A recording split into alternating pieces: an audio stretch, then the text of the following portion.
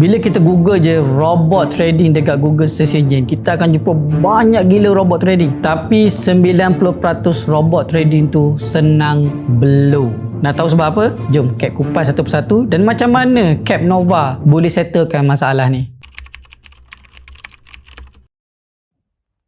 Assalamualaikum semua, selamat datang ke YouTube channel Aizat Alfa, pakar robot trading dan semuanya berkenaan dengan robot trading education daripada A sampai Z. So minggu ni Cap nak kupas satu isu. Sebenarnya isu ni dia dah banyak orang DM. Apa beza Capnova daripada robot-robot yang lain? Adakah robot Capnova ni sama je dengan robot-robot yang ada dalam pasaran yang bila awak Google tu lah? Ada yang berbayar, ada yang percuma. Ini beberapa faktor kenapa robot dekat luar sana kebanyakannya senang blow. Maksudnya tak berjaya nak bantu awak untuk buat profit dalam market. Masalah yang pertama yang biasa robot trading ada masalah ni, yang dia punya programmer dia tak settlekan adalah robot tu kalau martingale dia martingale terlalu rapat. So bila martingale terlalu rapat ni, awak punya capital cepat drain. Tak kisahlah awak trade instrumen apa-apa sekalipun, tapi kalau tak jaga layer, berapa besar pun capital akan cepat drain. Okey, tu adalah pengurusan risiko. Kedua, berkenaan dengan layer. Okey, bila kita nak martingale ni dia bukan satu dosa yang besar. Okey, martingale ni dia bagus. Kalau dalam saham orang panggil sebagai DCA, dollar cost averaging. So bila berlaku martingale ni, biasanya robot dekat luar sana dia akan martingale walaupun market tak ada dalam momentum. Maksudnya martingale tu akan berlaku dekat satu zone tu je. Sap.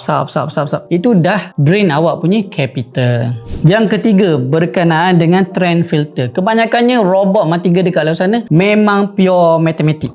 Memang pure matematik. Maksudnya dia tak ada sebarang filter. Bila you guys on je robot trading tu, terus ada entry. Maksudnya dia tak ada filter market, tak ada filter trend apa semua, just sekadar execution je, sekadar nak ada trade untuk first trade je. Lepas tu nanti dia akan layer. So dia mengharapkan berlaku pullback dan TP dan angkat duit lah. So yang seterusnya, tak ada spread filter. So maksudnya ada waktu-waktu di mana market ni dia ada spread yang besar. Mungkin waktu pagi, waktu subuh, pertukaran tarikh ataupun waktu ada news yang besar. So bila robot trade ataupun masuk pada spread yang besar ni, sebenarnya cost tu akan pergi dekat spread.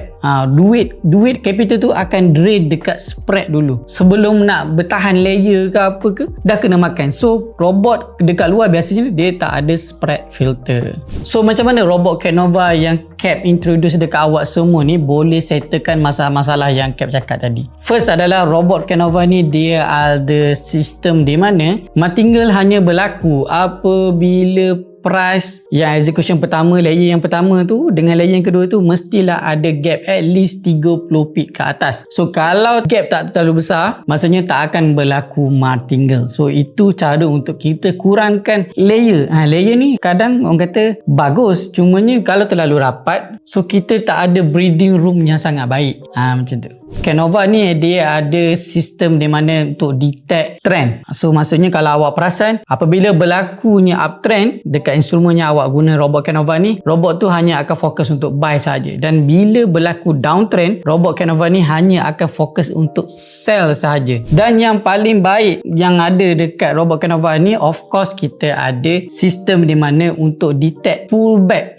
Pullback ni maksudnya tak adalah robot tu Capnova tu nak masuk dekat paling pucuk, robot Capnova tu nak masuk paling akar. So dia berlaku dekat harga tengah-tengah. Maksudnya kalau berlakunya uptrend kan, so ada pullback sekejap, robot Capnova akan masuk dekat situ. So dia tak adalah masuk dekat pucuk sangat. Masuk kat pucuk, nak layer dah ada banyak cost kat situ, dah banyak floating. So kita nak kurangkan floating supaya cepat kena TP.